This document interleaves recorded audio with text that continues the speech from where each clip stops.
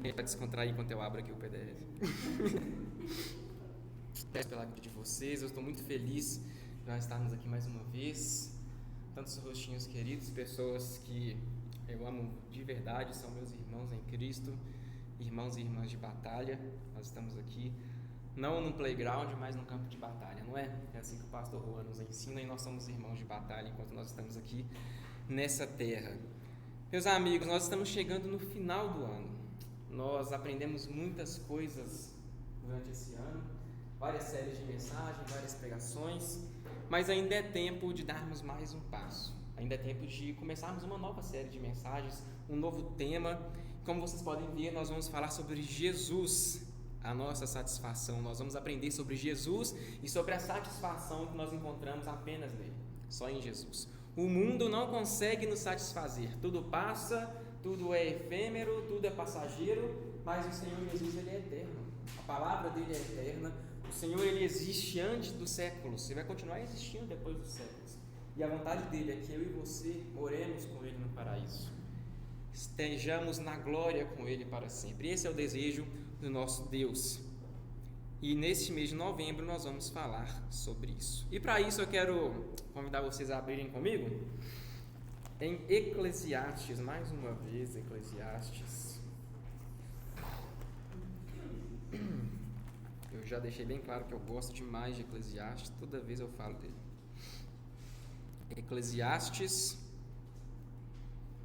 3. Deixa eu ver se é 3 mesmo, gente.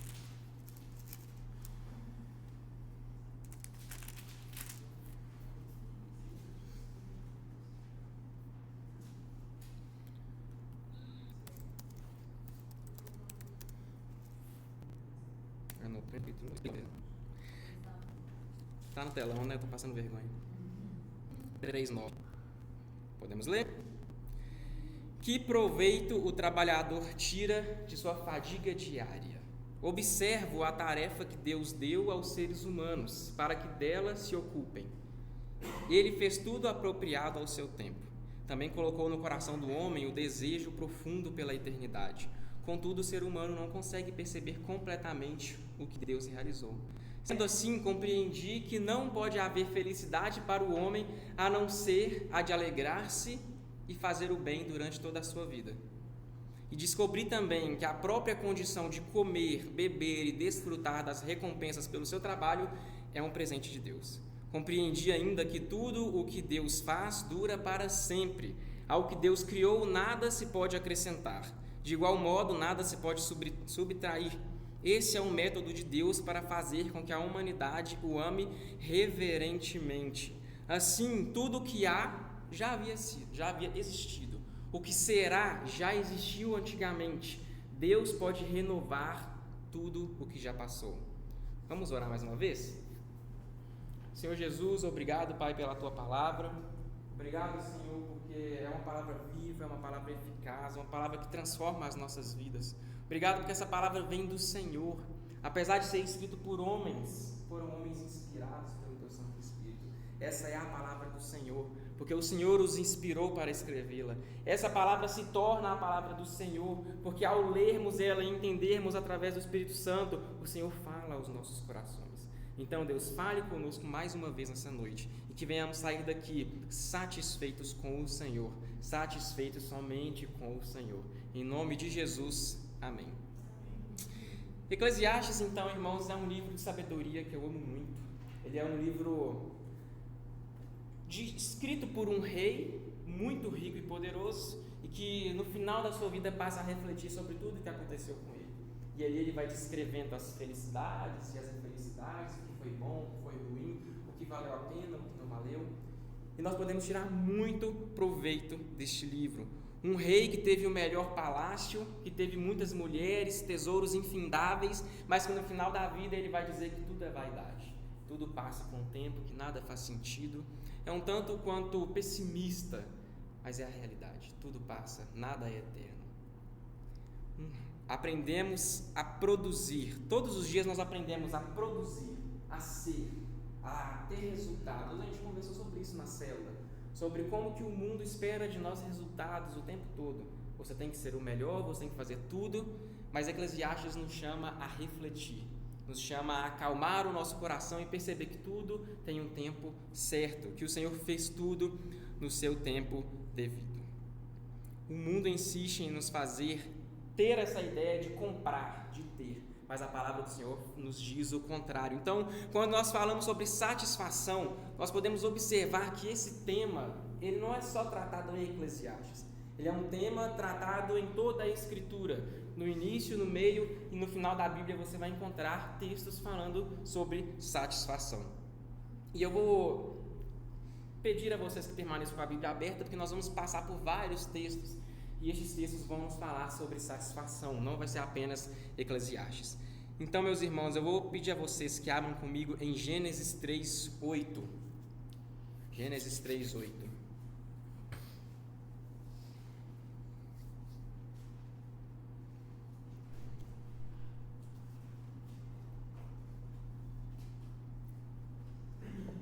Gênesis 3:8. Quem achou, fala, achei.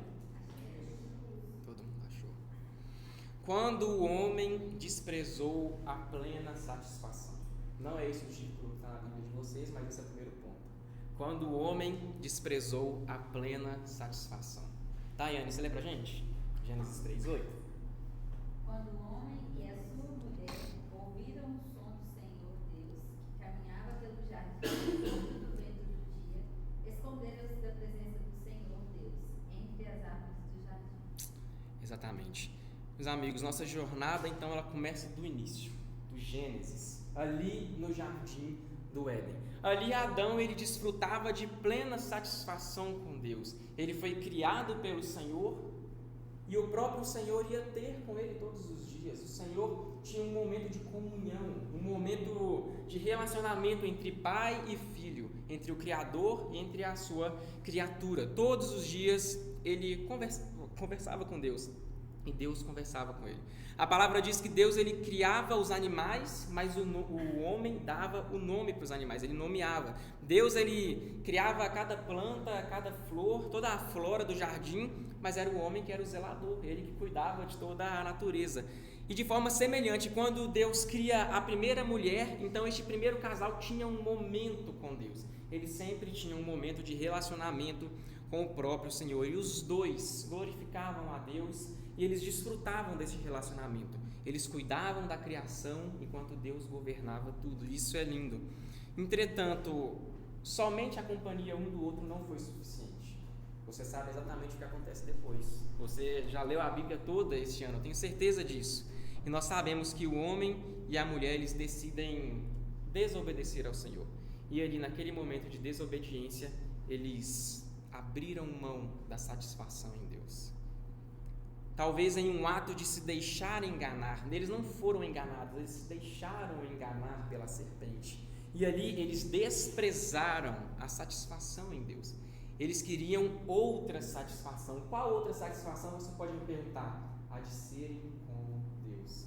A serpente, quando vai os enganar, ela diz: Deus sabe que quando vocês comerem deste fruto, seus olhos se abrirão e vocês serão como Deus. Serão como Deus. Naquele momento, o homem e a mulher eles pensaram o seguinte: por que eu vou ser satisfeito com Deus se eu posso me tornar o próprio Deus? Neste momento, Adão e Eva desprezam ao Senhor e eles querem alcançar o posto de Deus. O ser humano não quis mais a presença de Deus, mas se tornar o próprio Senhor. Eles condenaram toda a humanidade.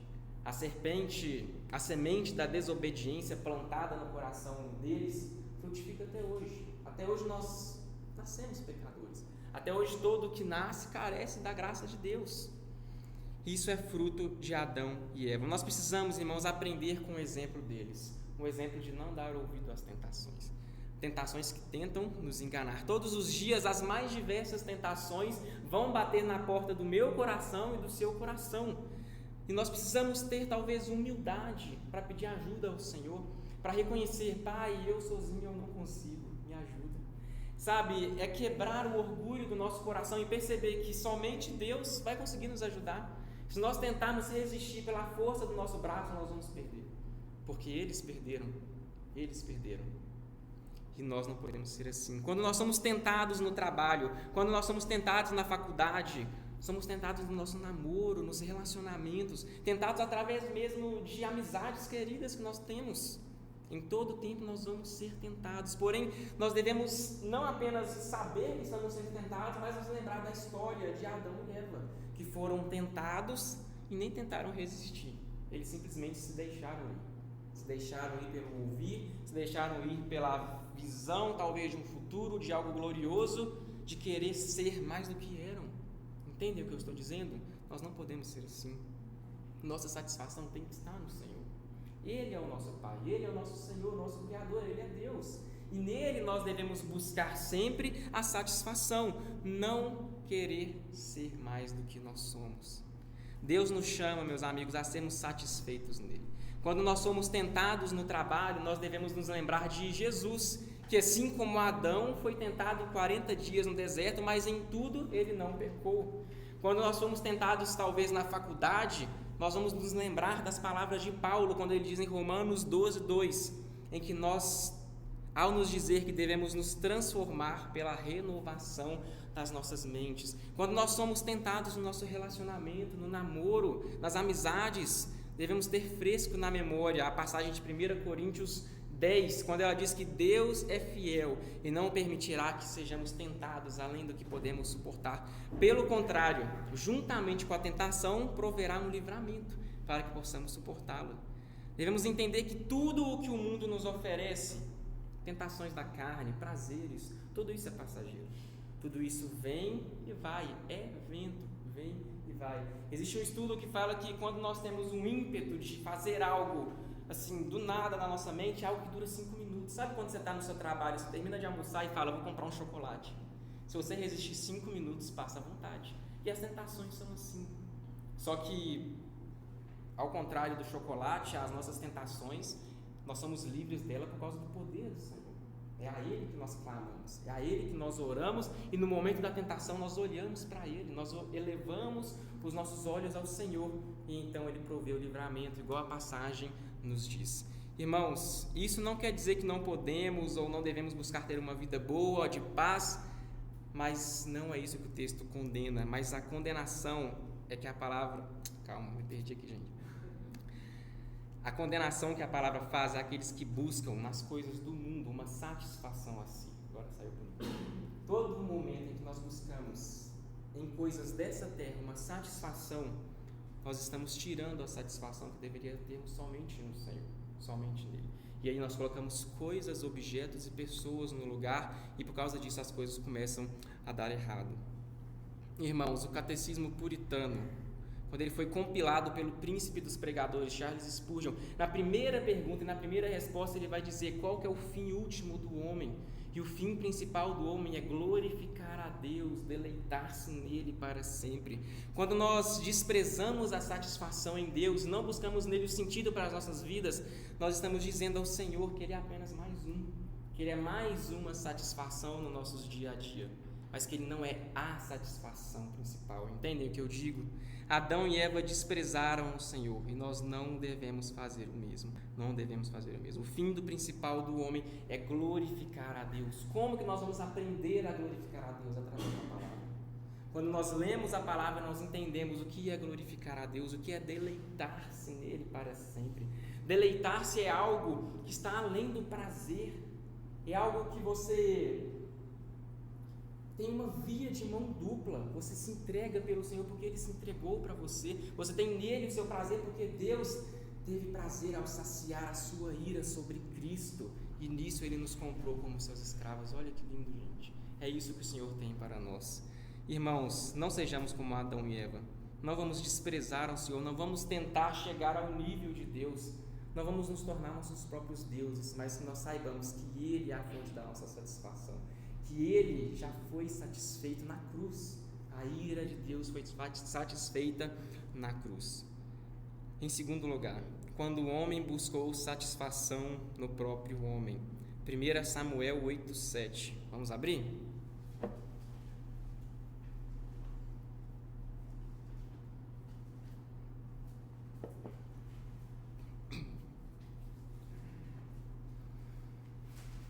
Primeiro Samuel 8:7. Samuel, lê pra gente? faça tudo o que eles pedem, pois é a mim que rejeitam, e não a você. Eles me rejeitaram como o seu rei. Exatamente. Então, irmãos, uma vez que o ser humano ele desprezou o Senhor no jardim do Éden, tentando eles mesmos se tornarem senhores da sua vida, agora o ser humano despreza o Senhor mais uma vez, mas colocando outros homens no lugar de Deus.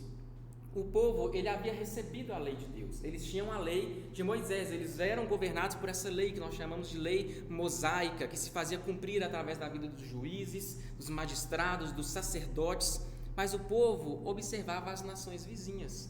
Olha, nós temos uma lei, mas o povo vizinho tem um rei, eles têm alguém que os representa e que governa no seu lugar. Povos pagãos, povos com diversos deuses, falsas divindades, costumes contrários ao que a lei ensinava e também eram governados por homens, por reis. Mais uma vez o povo busca satisfação em algo que está além do Senhor.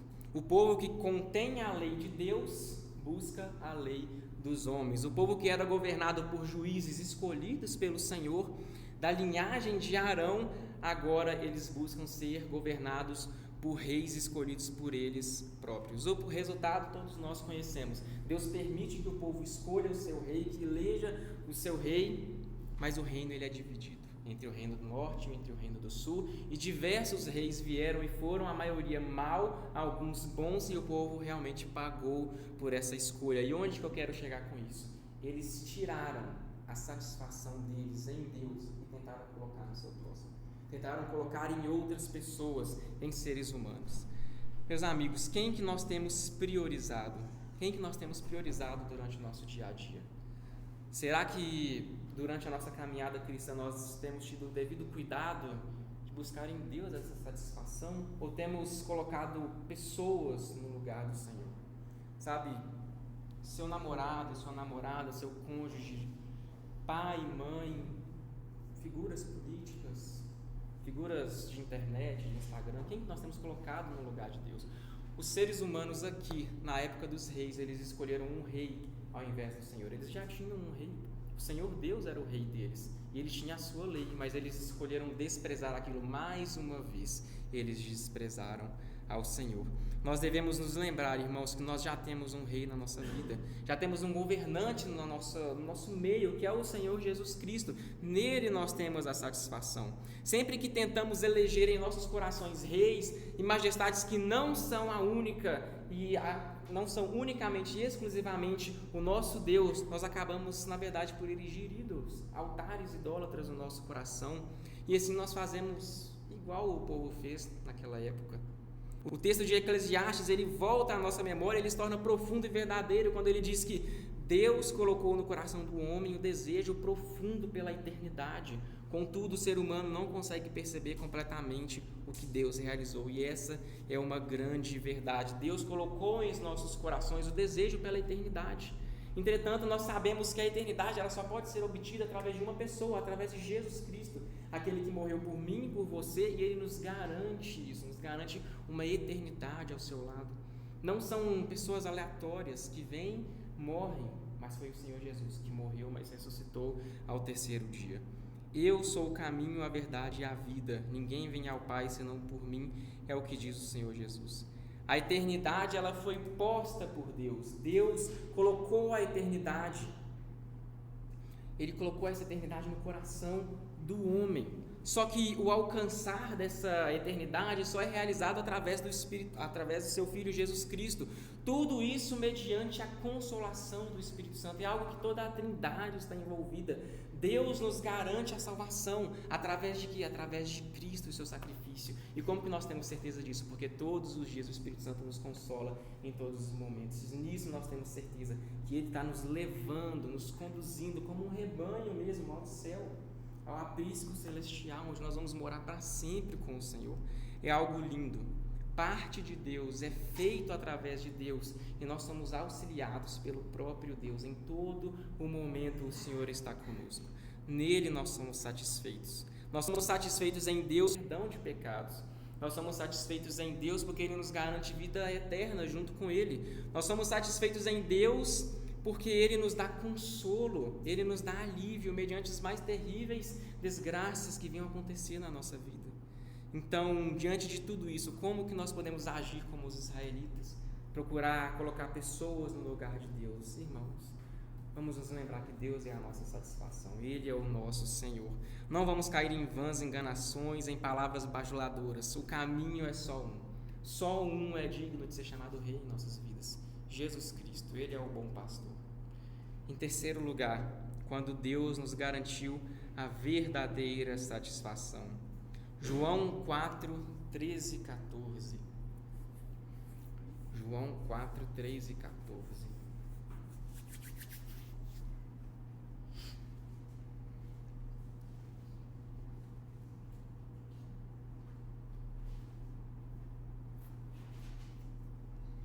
Não temos nenhum João entre nós, então eu vou ler. Jesus afirmou-lhe: quem beber dessa água terá sede outra vez. Aquele, porém, que beber da água que eu lhe der, nunca mais terá sede. Ao contrário, a água que eu lhe der, tornar-se-á nele uma fonte de água jorrando para a vida eterna. Então, meus irmãos, nós estamos chegando ao final dessa reflexão. Nós podemos nos lembrar que Adão e Eva quiseram ser como o próprio Deus. O povo israelita virou as costas para o Senhor Deus, mas Jesus, sendo o próprio Deus, buscou realizar a vontade do Pai. Quando ele foi enviado à terra como um sacrifício pelos nossos pecados, Jesus ele satisfez de uma maneira última a vontade de Deus, a ira de Deus, algo que era para ter recaído sobre nós, ali foi satisfeito em Deus. É engraçado porque nós vemos uma dupla satisfação, na verdade talvez uma tripla satisfação, porque a ira de Deus é satisfeita em Cristo, Cristo é satisfeito ao fazer a vontade do Pai, e nós podemos ter satisfação em Deus, porque agora nós somos salvos. Toda a satisfação vem de Deus, Ele enviou Cristo, Cristo morreu por mim e por você, e nós adoramos ao nosso Deus e vamos morar com Ele para sempre. Cristo em tudo obedeceu ao Pai. Ele entendeu que seu propósito era a salvação de pessoas, comprar para si povos de toda a terra, para chamar de seu povo, para livrá-los da influência do pecado e da morte. Então, irmãos, durante todo o ministério na vida de Cristo, em momento algum ele desprezou ao Pai. Em momento algum ele quis fazer a sua vontade, mas em tudo ele fez a vontade de Deus. Nós nos lembramos da passagem de quando Cristo está a ser crucificado, e ele diz: Pai, se for da tua vontade, aparta de mim este cálice, mas que não seja feita a minha vontade, mas seja feita a sua. Ali Cristo estava fazendo uma escolha. Eu escolho ter a minha satisfação em Deus, em realizar a vontade dele e não a minha. No momento da crucificação, quando ele foi torturado e perfurado por todos nós, Jesus não usou de todo o seu poder para escapar da ira de Deus, mas pelo contrário, ele disse o seguinte: Pai, em tuas mãos entrego o meu espírito. Naquele momento houve plena satisfação em Deus, a sua ira foi aplacada, o véu do templo se rasgou e todos nós agora temos pleno acesso ao Senhor. Jesus também disse em João 4,34: a minha comida consiste em fazer a vontade daquele que me enviou e consumar a sua obra. A minha comida, a minha satisfação, o meu prazer é fazer a vontade de Deus. Cristo já nos deixou o exemplo. Irmãos, quando nós buscamos realizar aquilo que Deus tem para nós, sem reclamações, sem murmurações, apenas obediência, servidão, então nós somos preenchidos por satisfação, preenchidos por plena satisfação. Quem beber dessa água terá sede outra vez. Aquele, porém, que beber da água que eu lhe der, nunca mais terá sede. Jesus ele se apresenta para nós como uma água da vida. Aquele que bebe de Cristo nunca mais tem sede. Ele nos preenche, ele nos satisfaz. Não buscamos mais em outras pessoas, em outros lugares, aquilo que nós já recebemos do Senhor. E isso, irmãos, nós apenas temos em Cristo. É tempo de tirarmos os olhos dessa vida, dessa terra, de colocar os olhos no Senhor e perceber que Ele já nos deu as instruções, que Ele já nos disse o que devemos fazer. É tempo agora de realmente fazermos a escolha como Jesus fez, de fazer a vontade do Pai e não a nossa. Amém? Vamos orar mais uma vez?